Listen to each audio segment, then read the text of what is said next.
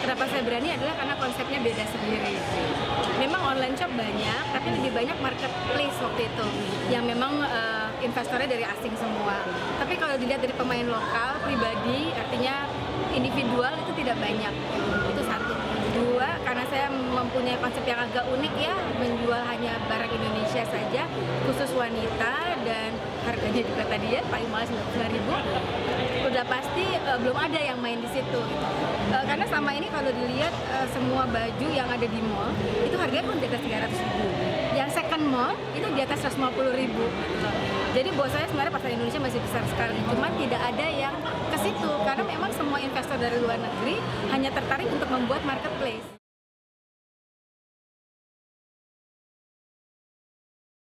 Satu, memang saya markupnya tidak tinggi, tipis banget.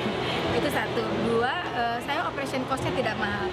Saya tidak sewa kantor yang mahal. Saya kantornya di Ben Hill, ya. Terus staff saya tidak banyak. Waktu mulai hanya berdua. Lama growing, sekarang sudah tahun kedua, staffnya juga cuma 3, sama saya berempat. Jadi secara operation cost-nya tidak banyak, gitu. Karena memang buat saya e-commerce itu tidak boleh punya fixed cost yang terlalu besar. Kalaupun memang mau melakukan hal lain, itu mendingan pakai third party.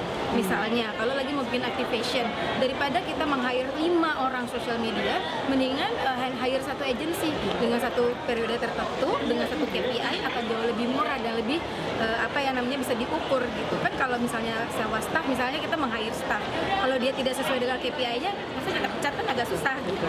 Atau kayak saya PR, waktu saya melakukan opening pertama kali, saya tidak punya uang untuk bikin grand opening besar-besaran.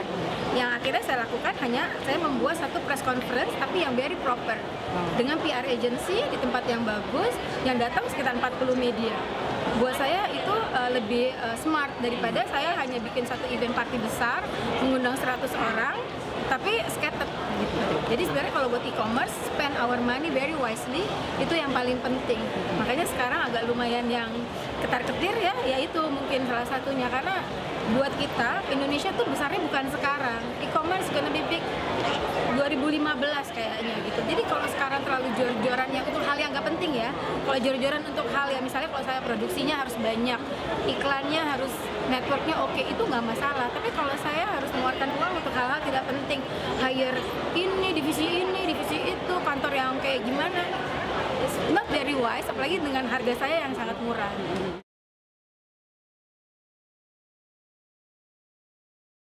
Bilocepe.com sebenarnya kan di bawah satu nama perusahaan PT Fortuna di Busana.